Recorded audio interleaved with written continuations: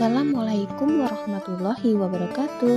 Salam sehat dan bahagia Bapak Ibu penggerak. Saya Yuliani, calon guru penggerak angkatan 10 SD Negeri 2 Rejoso, Kabupaten Klaten. Pada video kali ini, saya akan menyampaikan paparan saya dalam diseminasi budaya positif yang saya sampaikan di SD Negeri 2 Rejoso, Kabupaten Klaten. Selamat menyaksikan. Tanda tangan.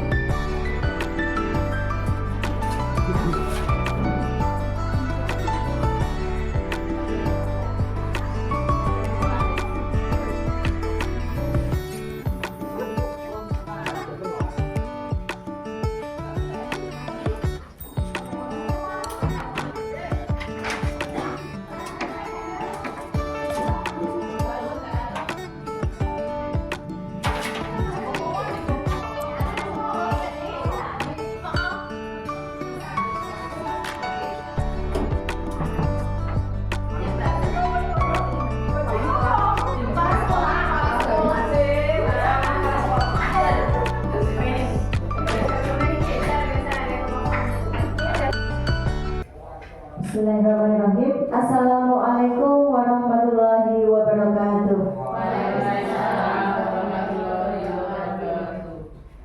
Yang terhormat Ibu Fenani Trinurwati, Sarjana Pendidikan selaku Kepala SD Negeri 2 Rejoso.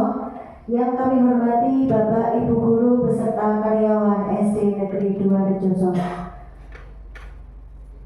Pertama-tama kita panjatkan puji syukur kepada Allah Tuhan Yang Maha Esa karena pada siang hari ini kita telah diberi kesempatan berkumpul di ruang kelas 5A SD Negeri 2 Rejoso dalam keadaan sehat walafiat.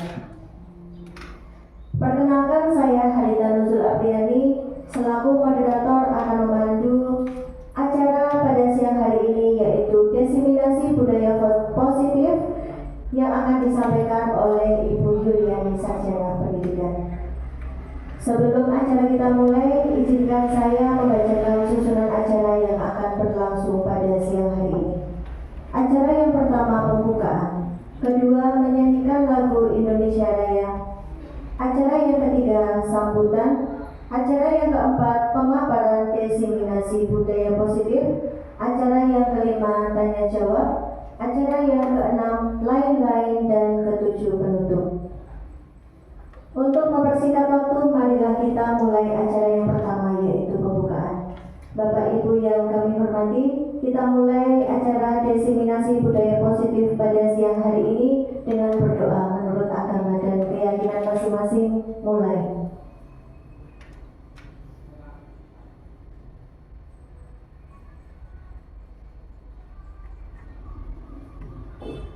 Selesai. Kita lanjutkan acara yang kedua, yaitu menyanyikan lagu Indonesia Raya yang akan dipimpin oleh Ibu Ida Puspita, Sarjana Pendidikan.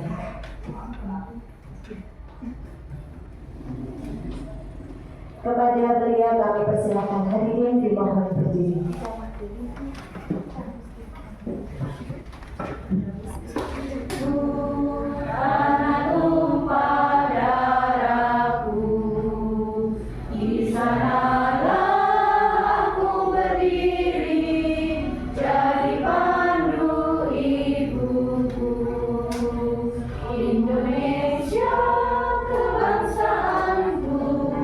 Bangsa dan tanah air.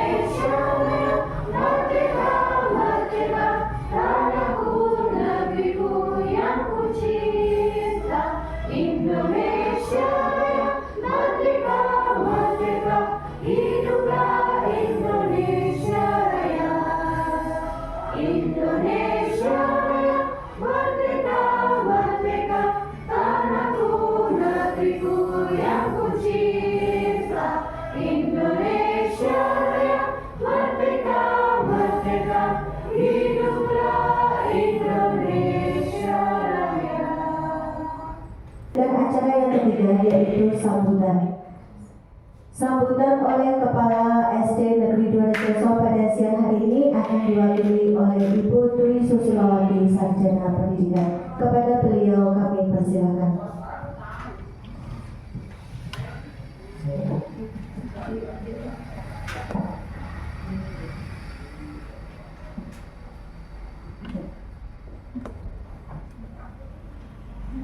Bismillahirrahmanirrahim.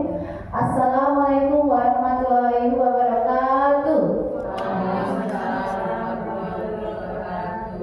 Selamat pagi Bapak Ibu semuanya. Terima kasih atas waktu yang telah diberikan kepada saya.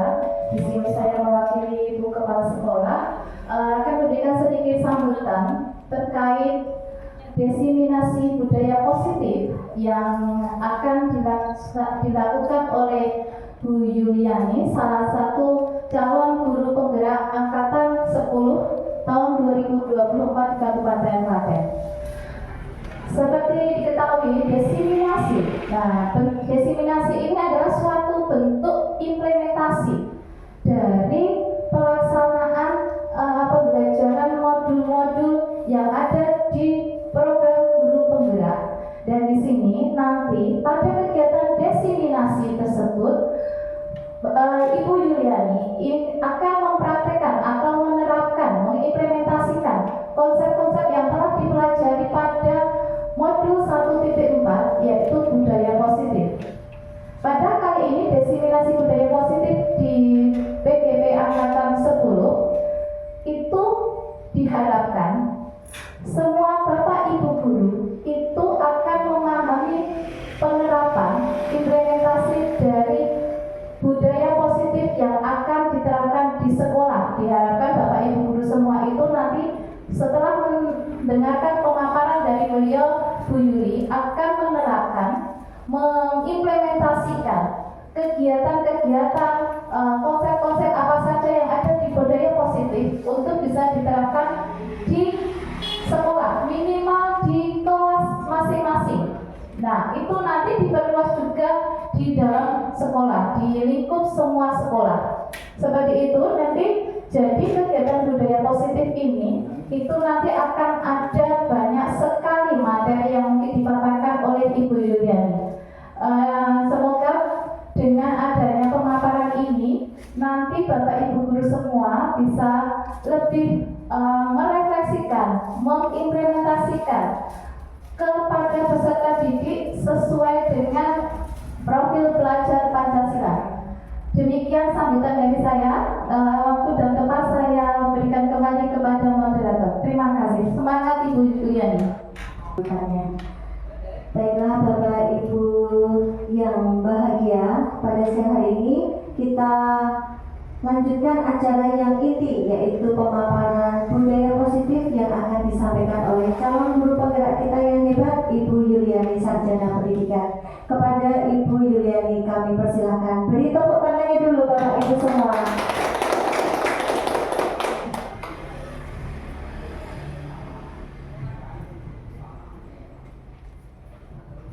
Terima kasih. Assalamualaikum warahmatullahi wabarakatuh. Waalaikumsalam warahmatullahi wabarakatuh. Bagaimana kabar Bapak Ibu semua? Luar biasa. Alhamdulillah kita dalam keadaan baik di sini di kelas 5A ini kita akan belajar bersama-sama tentang budaya positif. Ya. Nah, sebelum ke budaya positif, Bapak Ibu pernah mendengar tentang filosofi Ki Hajar Dewantara? Ada yang pernah mendengar? Ya, gagasannya yang terkenal dari Ki Hajar Dewantara. Untuk ini. Bismillah. Sembrodo ing madya manungsa tuturi handayani. Betul sekali. Ing ngarsa sunggulodo ing madya manungsa tuturi handayani. Ada yang bisa mengartikan Mungkin Bu Hesti? Di depan memberi contoh, di tengah memberi motivasi, dan di belakang memberi dukungan atau dorongan. Betul. Ya. Jadi ya. Ing ngarsa sungtulodo ing madya mangunkarsa tutpuri handayani. Jadi di depan itu kita memberikan teladan, di tengah kita memberikan semangat, di belakang memberikan dorongan. Jadi filosofi Ki Hajar Dewantara itu menuntun segala kodrat yang ada pada anak-anak agar mereka dapat mencapai keselamatan dan kebahagiaan yang setinggi-tingginya, baik sebagai manusia maupun sebagai anggota masyarakat yang dikenal dengan gagasan Ki Hajar Dewantara ing ngarsa sungtulodo ing madya mangunkarsa tutpuri handayani. Untuk mewujudkan filosofi pendidikan Ki Hajar Dewantara tersebut, positif yang dibangun harus didasari pada visi sekolah yang berorientasi pada penanaman karakter profil pelajar Pancasila.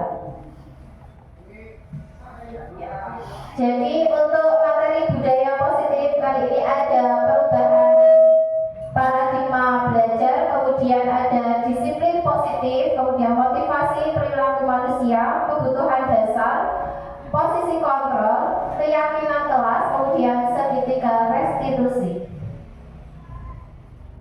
Lanjut. Budaya positif ini diawali dengan perubahan paradigma tentang teori kontrol. Jadi selama ini barangkali kita sebagai guru merasa berkewajiban mengontrol perilaku siswa agar memiliki perilaku sesuai yang guru harapkan. Perwujudannya perubahan paradigma. Jadi untuk mengetahui perubahan paradigma, sebelumnya kita akan melakukan game terlebih dahulu, yaitu kegiatan kepalan tangan. Coba game ini dilakukan dengan teman dekatnya ya, yang duduknya dekat dua-dua. Ada A dan B, Anda dan teman Anda. Jadi mengepalkan tangan, nanti yang kesepakatan nanti yang mengepalkan tangan siapa, kemudian salah satu merayu. Siapa nanti yang bisa merayu, otomatis nanti tangan itu akan terbuka. Coba dilakukan sekarang, coba kita praktekkan.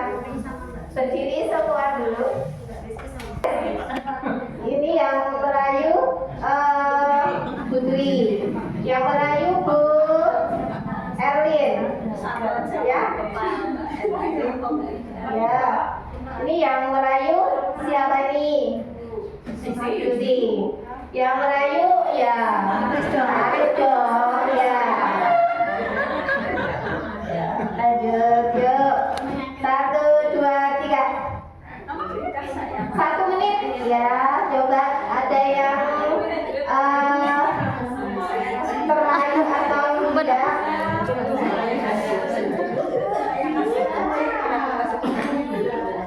Saya kasih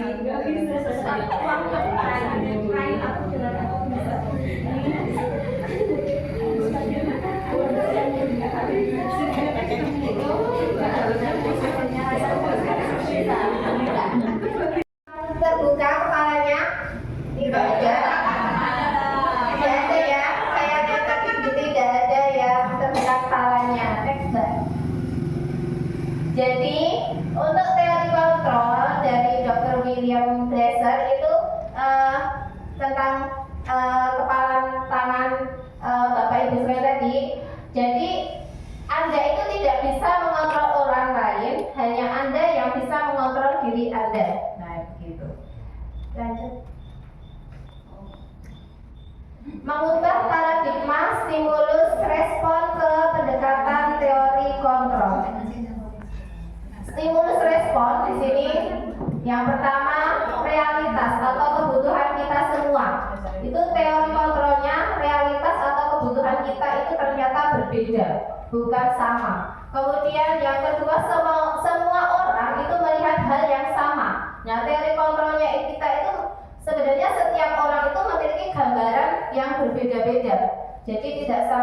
Kemudian yang ketiga, kita mencoba mengubah orang agar berpandangan sama dengan kita. Jadi teori kontrolnya, kita itu berusaha memahami pandangan orang lain tentang dunia. Yang selanjutnya, perilaku buruk dilihat sebagai suatu kesalahan. Untuk teori kontrolnya, yaitu semua perilaku memiliki tujuan. Selanjutnya, orang lain bisa mengontrol saya. Teori kontrolnya yaitu hanya Anda yang bisa mengontrol diri Anda, bukan orang lain.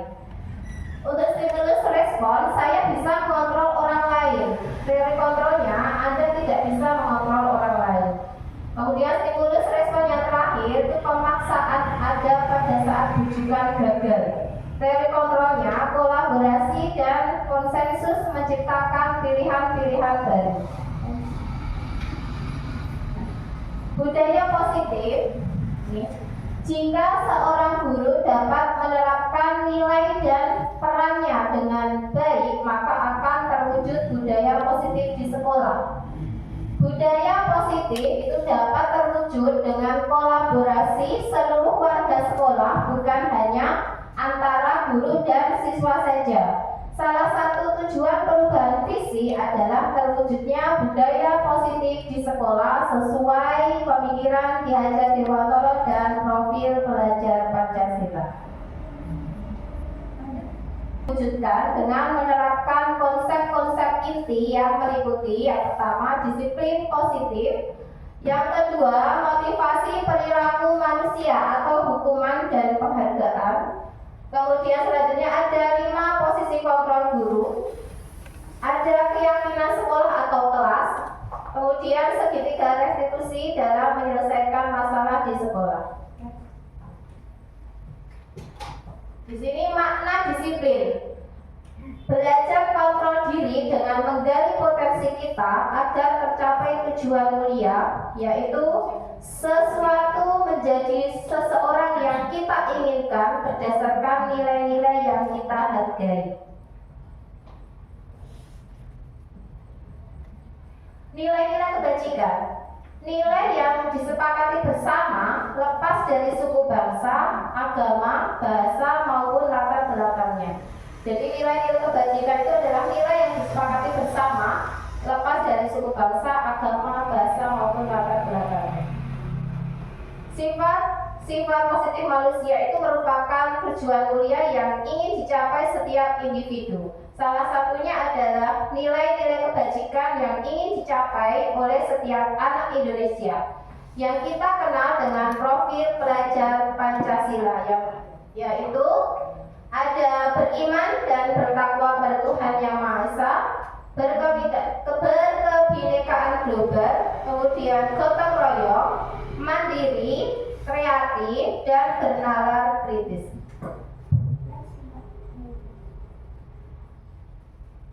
Untuk selanjutnya yaitu ada kebutuhan dasar manusia. Kebutuhan dasar manusia itu merupakan unsur-unsur yang dibutuhkan oleh manusia dalam menjaga keseimbangan baik secara fisiologis maupun psikologis. Hal ini tentunya bertujuan untuk mempertahankan kehidupan dan kesehatan. Kebutuhan dasar manusia itu menurut William Glasser dalam Jewish Theory dibagi menjadi 5.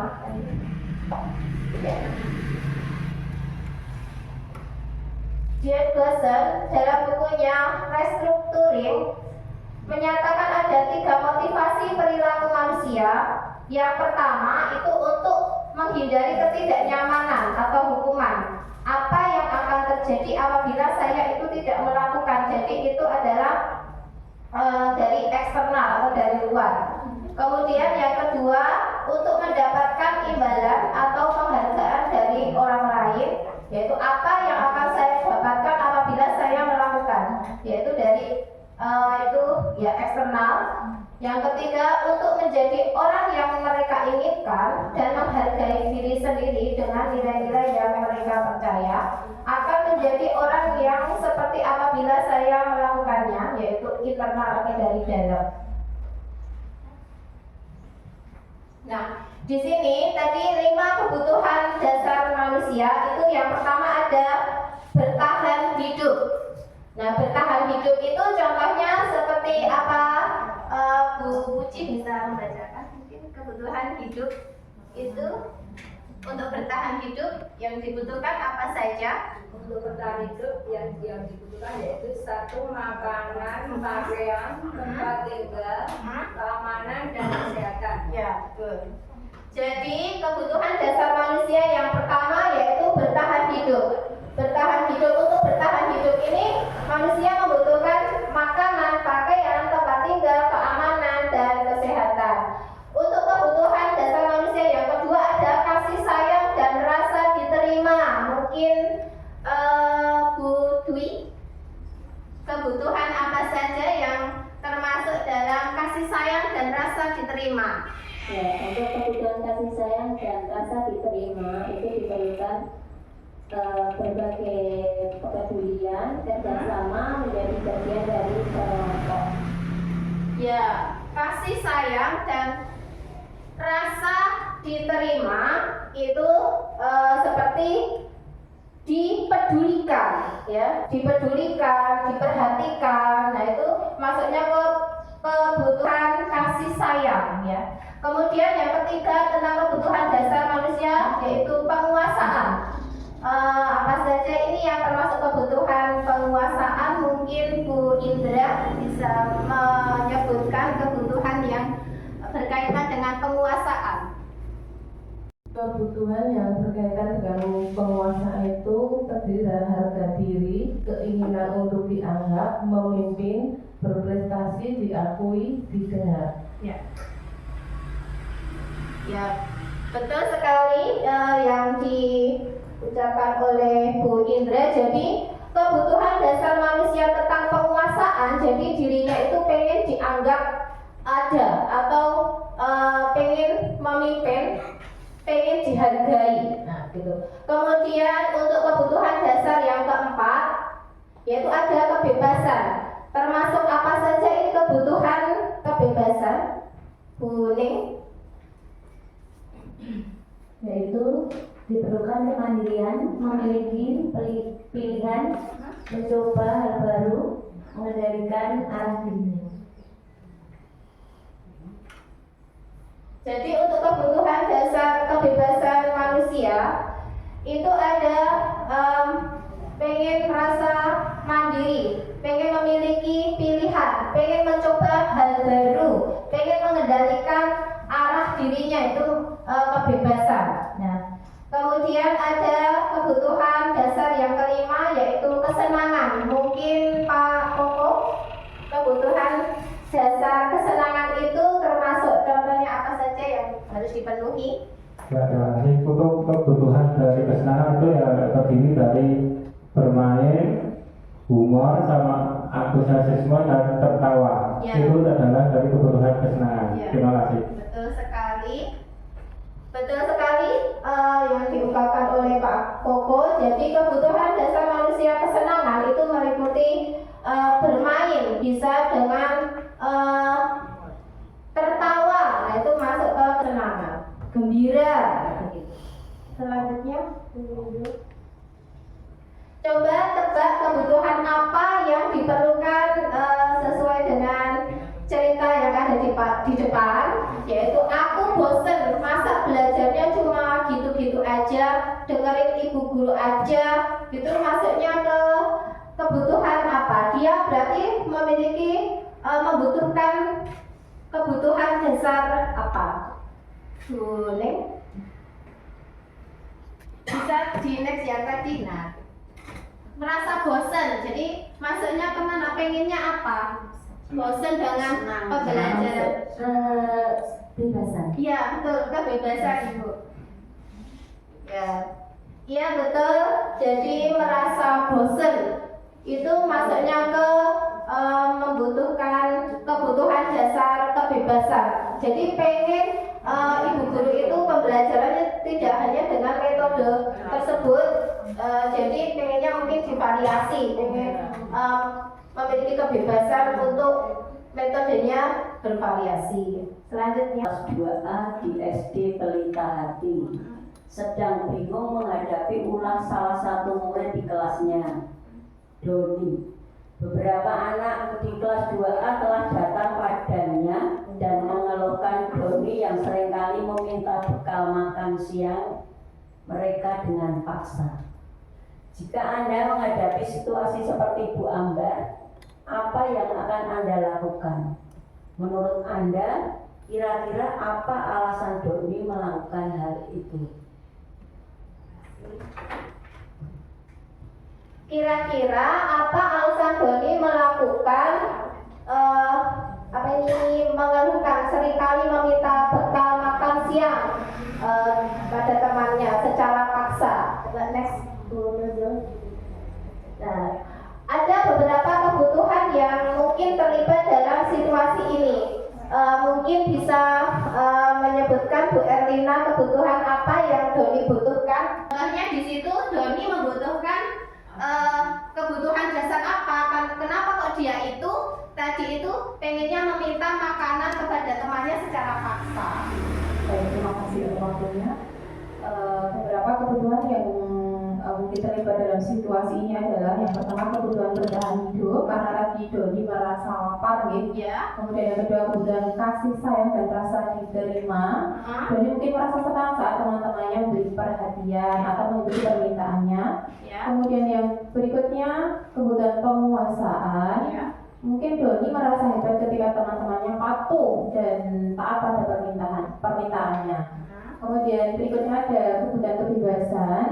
Ada beberapa anak yang ingin memiliki kebebasan dalam memilih makanan mereka. Doni mungkin bosan dengan bekal yang sama setiap hari, sehingga dia ingin mencoba variasi yang lain. Kemudian yang terakhir adalah kebutuhan kesenangan. Doni mungkin merasa senang melihat reaksi teman-temannya terhadap tindakannya yang mencerminkan kebutuhan akan kesenangan dan kebahagiaan dalam bermain. Mungkin itu saja, terima kasih. Ya, jadi bagaimana menurut Bapak Ibu cara mengatasi anak yang berulah seperti tadi? Jadi memiliki bekal jika Doni mencari perhatian, Ibu apa dapat mendekati ya. Coba di solusinya bagaimana Bu Ning? Dengan orang tuanya untuk memastikan ia memiliki bekal yang cukup. Jika Doni mencari perhatian, Ibu Ambar mungkin dapat mendekati Doni dengan empati dan membantu memenuhi kebutuhannya secara positif. Pendekatan itu lebih baik daripada memberikan hukuman tanpa memahami motivasi Doni. Seperti itu. Iya. Ya, Ibu Ambar bisa berbicara dengan orang tuanya untuk memastikan ia memiliki bekal yang cukup. Jika Doni mencari perhatian, Ibu Ambar dapat mendekati Doni dengan empati dan membantu memenuhi kebutuhannya secara positif. Jadi pendekatan ini lebih baik daripada memberikan hukuman tanpa memahami motivasi Doni untuk melakukan hal tersebut terhadap temannya. Lanjut. Nah, dari kasus tadi kita bisa mengetahui tentang konsekuensi hukuman atau restitusi. Jadi di sini konsekuensi itu adalah hasil atau akibat dari suatu tindakan atau keputusan yang bisa bersifat positif maupun negatif. Kalau hukuman itu adalah suatu bentuk konsekuensi negatif yang diberikan sebagai respon atas tindakan yang melanggar aturan, norma, atau hukum. Restitusi itu adalah proses kolaboratif yang mengajarkan murid untuk mencari solusi untuk masalah dan membantu murid berpikir tentang orang seperti apa yang mereka inginkan dan bagaimana mereka harus memperlakukan orang lain. Di sini kita bisa melihat perbedaan hukuman atau konsekuensi atau restitusi. Jadi kalau hukuman itu yang pertama ada tidak terencana. Jadi tiba-tiba gurunya itu langsung memberikan memberikan suatu sanksi. Misalkan disuruh berdiri di depan kelas atau berdiri di bawah bendera dengan sikap hormat, nah seperti dalam berjam-jam atau 1 jam, 2 jam, kemudian bersifat satu arah. berupa hukuman psikis atau fisik. Nah, ini tanpa kesepakatan terlebih dahulu. Kemudian kalau konsekuensi itu terencana atau disepakati sesuai peraturan. Murid tetap dibuat tidak nyaman. Sikap guru selalu memonitor murid. Untuk restitusi, proses menciptakan kondisi bagi murid untuk memperbaiki kesalahan. Proses kolaboratif yang mengajarkan murid untuk mencari solusi sendiri. Next.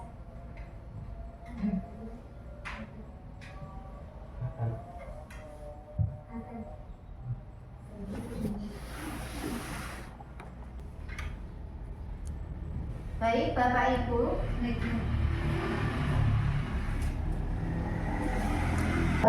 Sebentar, ini ada hukuman atau konsekuensi. Jadi, yang pertama, murid diminta bertelanjang kaki sepanjang hari karena tidak menggunakan sepatu warna hitam sesuai peraturan sekolah. Coba ini termasuk hukuman atau konsekuensi? Masuk hukuman.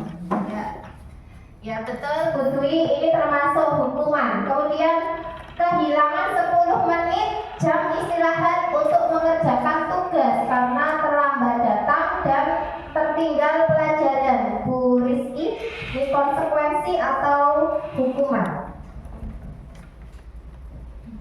Kalau menurut saya itu termasuk konsekuensi. Ya, jawaban dari Bu Rizky betul.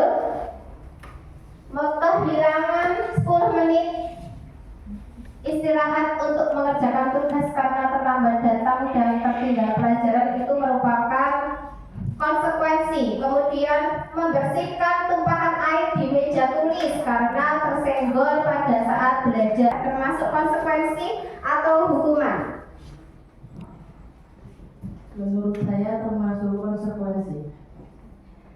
Jawaban dari Bu Susi Indra ini betul, yaitu termasuk konsekuensi. Yang terakhir, mencatat 100 kali di dalam buku dengan kalimat saya tidak akan terlambat lagi karena terlambat ke sekolah.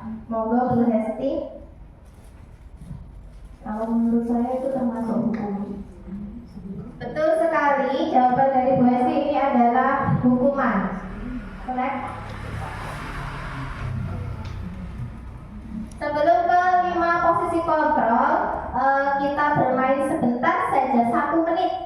Coba kita berpasang-pasangan, tangannya dibeginikan nanti seperti ini. Yang satu gini, yang satu gini. Jadi ketika saya bilang hijau, maka hijau menepuk.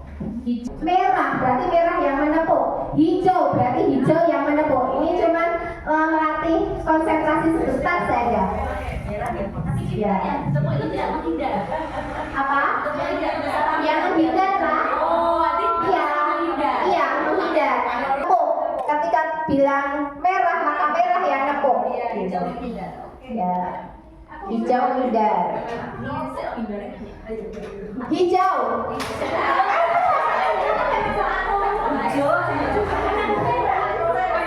Kalau saya bilang hijau, maka hijau yang menepuk. Merah yang menghindar. Hijau.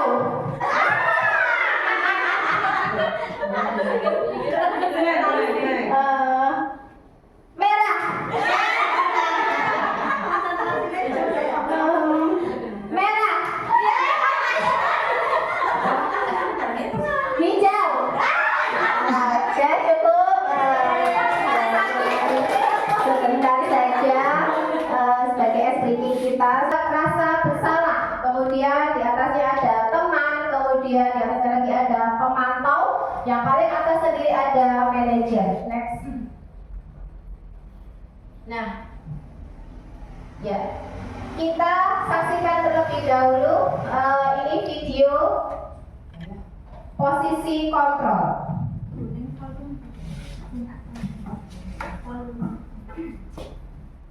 Kamu deh, pasti terlambat.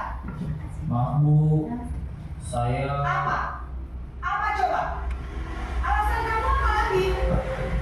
Kapan sih kamu tidak terlambat?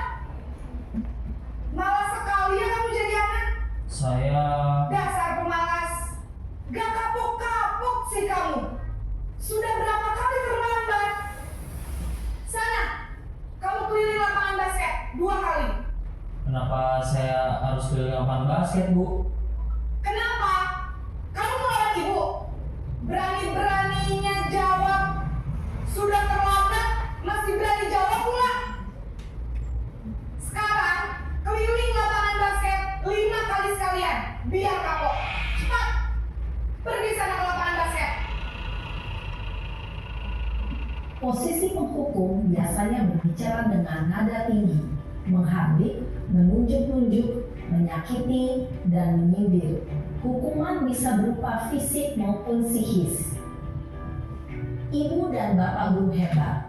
Dampak yang terjadi pada murid ketika guru berada pada posisi penghukum adalah murid cenderung akan memberontak, bahkan menyimpan dendam.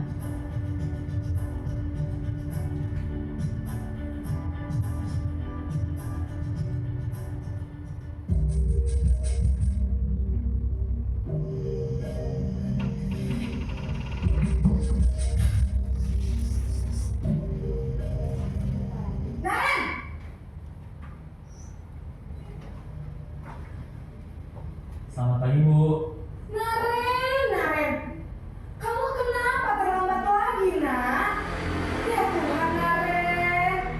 Kamu senang ya bikin ibu susah ya? Kalau kamu terlambat lagi, nanti ibu yang ditegur sama kepala sekolah, nak. Disangka ibu tidak bisa membina kamu. Ibu tidak akan kuat lagi kalau kamu begini terus. Bisa jantungan kalau ibu ditegur bapak kepala sekolah. Sana cepat ke kelas. Maaf ya, Bu. Maaf sekali. Posisi pembuat rasa bersalah berbicara dengan nada tenang, cenderung lembut. Namun kata-kata yang diutarakan membuat murid merasa menjadi orang yang gagal, memandang buruk dirinya sendiri, merasa tidak berharga, dan tidak sanggup membahagiakan orang lain. Ketika guru mengambil posisi pembuat rasa bersalah, murid akan menganggap dirinya yang bersalah dan ia akan menyimpan emosi negatif tersebut di dalam dirinya.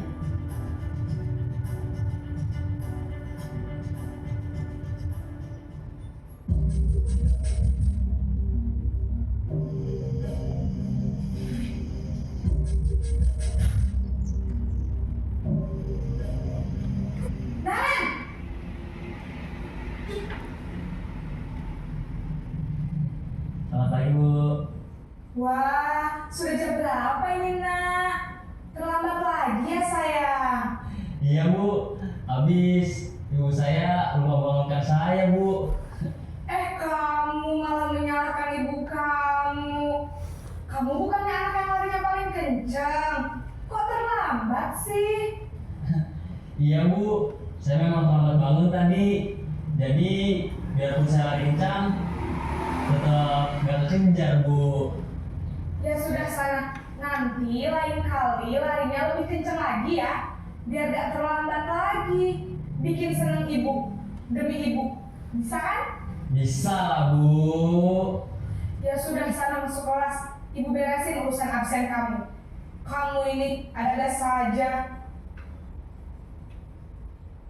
Dalam posisi teman, guru berbicara dengan nada suara ramah, akrab, cenderung bersenda gurau untuk menjaga suasana tetap santai.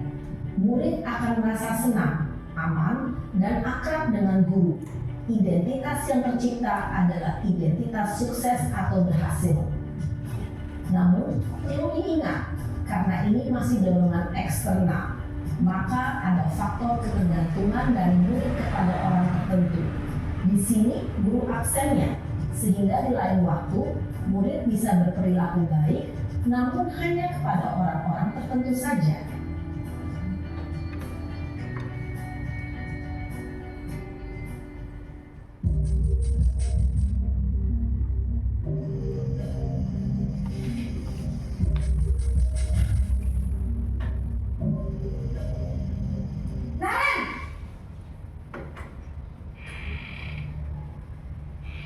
Selamat pagi, Bu.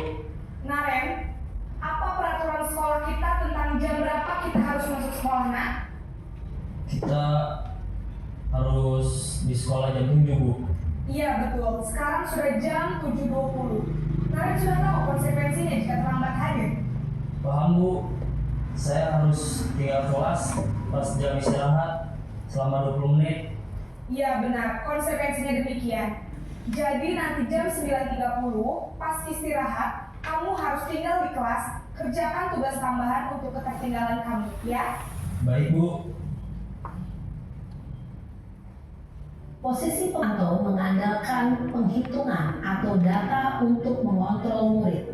Guru mengarahkan murid berdasarkan peraturan dan konsekuensi.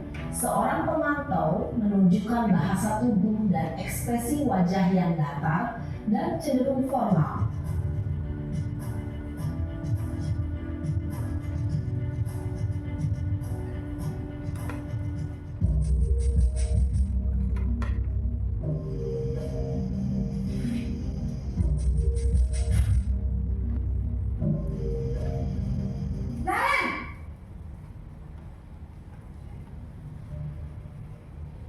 Selamat pagi Bu. Selamat pagi Naren. Maaf Bu, saya terlambat. Iya, sekolah masuknya jam 7, sekarang sudah jam 7.20. Jadi sekarang bagaimana ini Naren? Maaf Bu, saya lupa setel alarm saya semalam. Baiklah, menurut kamu, keyakinan sekolah yang mana yang perlu kamu tingkatkan? Menghargai diri sendiri dan orang lain mungkin ya Bu. Setuju. Jadi, apakah Naren meyakini prinsip saling menghormati tersebut? Iya Bu, saya meyakininya. Apakah Naren bersedia memperbaiki masalah keterlambatan ini? Bersedia Bu. Bagaimana kamu akan perbaiki masalah keterlambatan ini? Saya akan coba untuk tidak lupa menyetel alarm saya Bu. Baik, kalau Naren lupa menyetel alarm di rumah, ada orang yang bisa bantu mengingatkan tidak? Ada Bu, kakak saya, Kak Emma. Ada lagi selain Kak Emma? Selain Kak Emma, ada ibu saya. Baik, jadi yang mengingatkan Naren adalah Kak Emma dan ibu kamu ya? Kira-kira akan mulai setel alarm kapan nih Naren? Setelah pulang sekolah, akan segera saya lakukan. Baik, jadi Naren akan setel alarm untuk bangun besok pagi dan akan diingatkan oleh kakak dan ibunda Naren ya. Ada lagi yang mungkin perlu dilakukan Naren agar tidak terlambat bangun lagi? Tidak ada Bu. Baik Naren, terima kasih untuk kerjasama kamu. Sekarang kamu perlu kembali ke kelas untuk belajar. Baik Bu, terima kasih. Posisi manajer adalah posisi kontrol yang disarankan untuk membimbing murid memiliki sikap disiplin yang positif, yaitu murid yang mandiri, bertanggung jawab, dan dapat memecahkan masalah. Tujuan dari posisi ini adalah agar murid dapat berefleksi atas tindakannya.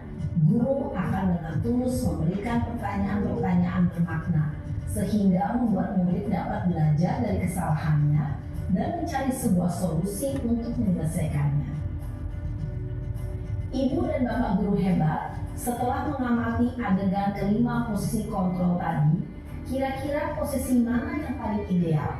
Posisi mana yang dapat menunjang motivasi intrinsik murid? Ya, tentu posisi manajer. Posisi ini memang posisi ideal yang ingin dituju setiap pendidik. Pada posisi inilah, guru dapat menerapkan disiplin positif yang berpihak pada murid, yang memerdekakan murid. Perjalanan seorang pendidik tentunya tidak mudah untuk sampai pada posisi seorang manajer. Namun, tujuan kita pasti, yaitu menciptakan murid-murid yang mandiri, merdeka, dan bertanggung jawab. Semoga penggambaran 5 posisi kontrol yang telah diperlihatkan ini dapat menjadi ajang refleksi bagi kita semua, agar dapat terus mengasah dan menerapkan disiplin positif yang memerdekakan murid. Mari terus berlatih dan bersemangat. Selamat menerapkan. Salam dan bahagia Ibu dan Bapak guru hebat. Baik Bapak Ibu, dari video tersebut kita bisa memahami ada 5 posisi kontrol. Yang pertama itu ada penghukum. Jadi biasanya kata-katanya patuhi selalu yang terakhir selesai. Kemudian ada membuat rasa bersalah. Ibu sangat kecewa sekali dengan kamu. Berapa kali Bapak harus memberitahu kamu ya? Gimana coba kalau orang tua kamu tahu kamu itu berbuat begini? Kemudian ada posisi kontrol yang ketiga itu ada teman. Ayo bantulah demi Bapak ya. Ayo ingat tidak bantuan Bapak selama ini. Yang sudah kali ini tidak apa-apa, nanti ibu bantu bereskan. Kemudian ada yang keempat yaitu pemantau. Peraturannya apa? Apa yang telah kamu lakukan? Sanksi atau konsekuensinya apa? Jadi dia tanya sama dirinya sendiri, kemudian menjawab dirinya sendiri. Nah begitu. Ini pemantau lebih ke checklist. Nah katanya itu lebih ke checklist. Peraturannya apa? Kemudian itu dijawab. Apa yang telah kamu lakukan? Sanksi atau konsekuensinya apa? Nah gitu. Kemudian ada yang terakhir yaitu posisi control manager. Ini contoh kalimatnya, apa yang kita yakini. Jadi kembali ke keyakinan kelas. Apakah kamu meyakininya? Jika kamu meyakininya, apakah kamu bersedia memperbaikinya? Jika kamu memperbaiki ini, hal ini menunjukkan apa tentang dirimu? Apa rencana kamu untuk memperbaiki hal ini?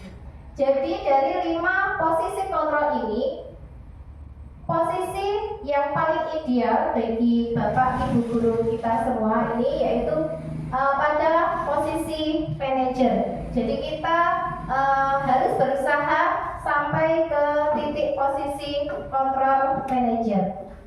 Next. Jadi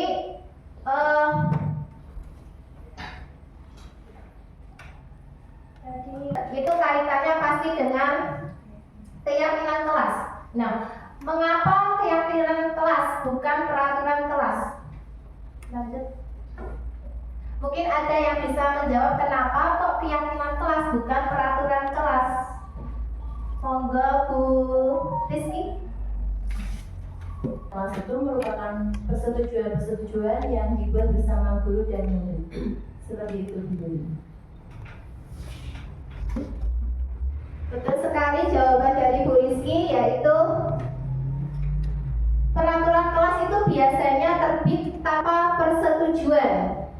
Jadi biasanya hanya salah satu pihak yang membuat gitu. Sedangkan keyakinan kelas itu adalah persetujuan yang dibuat bersama antara guru dan murid, selanjutnya akan ditaati bersama. Nah, posisi murid bukan lagi objek tetapi subjek. Next. Nah, keyakinan kelas hendaknya tidak terlalu banyak sehingga mudah diingat dan dipahami oleh semua warga kelas. Keyakinan kelas sebaiknya sesuatu yang dapat diterapkan di lingkungan tersebut. Semua warga kelas hendaknya ikut berkontribusi dalam pembuatan keyakinan kelas lewat kegiatan curah pendapat. Kemudian bersedia meninjau kembali keyakinan kelas dari waktu ke waktu. Next. Nah, di sini ada contoh keyakinan kelas. Di sini juga tidak terlalu banyak. Jadi yang pertama misalkan, kami guru dan murid saling menyayangi. Kemudian kami murid yang bersemangat belajar. Kemudian di sini ada yang sebelah kiri keyakinan kelasnya yang lain, yaitu ada datang tepat waktu. Kemudian ada mengucapkan salam, menjaga kebersihan sekolah, aktif dalam pembelajaran, kemudian tertib. Jadi di sini juga tidak ada kata-kata jangan, kemudian misalkan tidak boleh, itu dihindari. Jadi kita ubah ke kata-kata yang atau kalimat yang positif. Jadi tidak menggunakan kata-kata yang negatif. Next. Lanjut ke segitiga restitusi. Segitiga restitusi itu merupakan proses menciptakan kondisi bagi murid untuk memperbaiki kesalahan mereka sehingga mereka bisa kembali pada kelompok dengan karakter yang lebih kuat. Restitusi itu membantu murid menjadi lebih memiliki tujuan, disiplin positif, dan memulihkan dirinya setelah berbuat salah. Segitiga restitusi itu merupakan tahapan tindakan-tindakan yang dilakukan guru untuk membawa siswa menaati keyakinan kelas yang telah disepakati dan mengakui secara sadar dan terbuka ketika melakukan kesalahan serta merasakan kenyamanan setelah berperilaku jujur. Di sini ada tahapan segitiga restitusi, ada gambarnya juga segitiga restitusi. Yang pertama dengan menstabilkan identitas, kemudian validasi tindakan yang salah, kemudian menanyakan keyakinan. Nah, yang pertama yaitu menstabilkan identitas. Kita harus meyakinkan si anak dengan cara mengatakan kalimat-kalimat seperti ini. Berbuat salah itu tidak apa-apa. Tidak ada manusia yang sempurna. Saya juga pernah melakukan kesalahan seperti itu. Kita bisa menyelesaikan ini. Kamu berhak merasa begitu. Apakah kamu sudah menjadi teman yang baik buat dirimu sendiri? Next. Kemudian untuk validasi tindakan yang salah. Kalimat-kalimat yang mungkin terdengar asing buat guru, namun bila dikatakan dengan nada tanpa menghakimi akan memvalidasi kebutuhan mereka. Yang pertama itu, padahal kamu bisa melakukan yang baik buruk dari ini. Kamu pasti punya alasan mengapa melakukan hal itu. Kamu patut bangga pada dirimu sendiri karena kamu telah melindungi sesuatu yang penting buatmu. Kamu boleh mempertahankan sikap itu, tapi kamu harus menambahkan sikap yang baru. Next. Untuk tahap yang ketiga yaitu menanyakan keyakinan. Teori kontrol menyatakan bahwa kita pada dasarnya termotivasi secara internal ketika identitas sukses telah tercapai dan tingkah laku yang salah telah divalidasi, maka anak akan siap untuk dihubungkan dengan nilai-nilai yang dia percaya dan berpindah menjadi orang yang dia inginkan.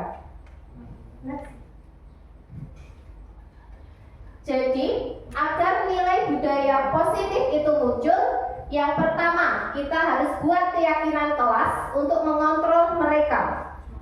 Yang kedua, ketika muncul persoalan, kita ketahui dulu apa yang belum terpenuhi, kenapa melakukan hal itu.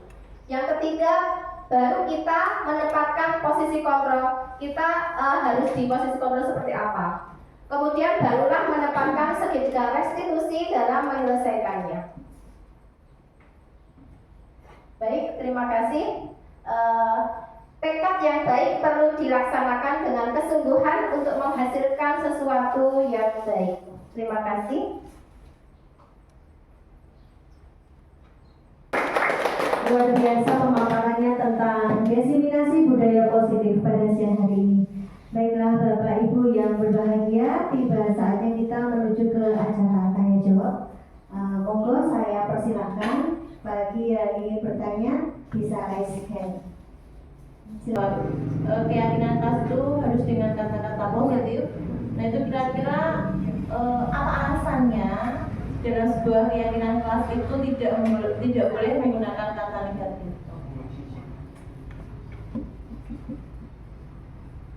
Terima kasih atas pertanyaan dari Bu Rizky, pertanyaan yang sangat bagus.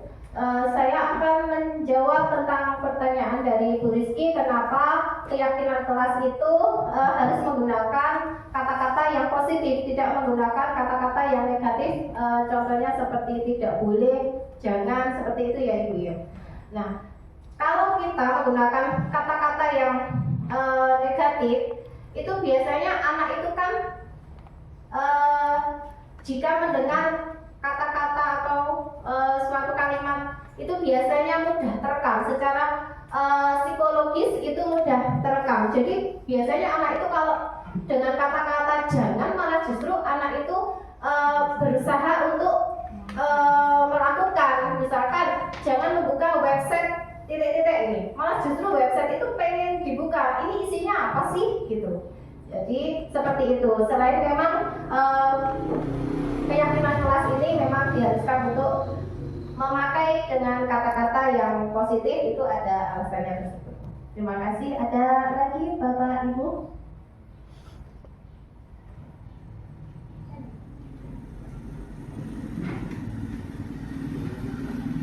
Kelupaan selamat datang kepada Bunda Wuliantayani MMPD yang telah menghadiri acara diseminasi budaya positif oleh Ibu Yuliani pada siang hari ini. Bapak, kalau tidak, karena sudah tiba di penghujung acara, sebelum kita tutup, izinkan saya untuk menarik garis merah pada diskusi pemaparan budaya positif siang hari ini, bahwa untuk mewujudkan sebuah budaya positif di sekolah, guru harus menjadi teladan yang baik bagi muridnya dengan cara mengimplementasikan disiplin positif, kemudian motivasi positif, keyakinan kelas, dan guru memahami 5 posisi kontrol yang idealnya sebagai manajer. Semoga nanti ke depannya kita bisa mengimplementasikan apa yang sudah kita dapatkan pada siang hari ini untuk kemajuan SD Negeri 2 Rejoso pada khususnya dan pendidikan di Indonesia pada umumnya. Baiklah Bapak Ibu yang berbahagia, sebelum kita tutup, marilah kita sudah foto ya tadi Bu Yuli, mau foto lagi enggak? Oke, setelah acara ini selesai nanti kita foto bersama. Kita tutup diseminasi budaya positif siang hari ini dengan berdoa menurut agama dan keyakinan masing-masing. Dimulai.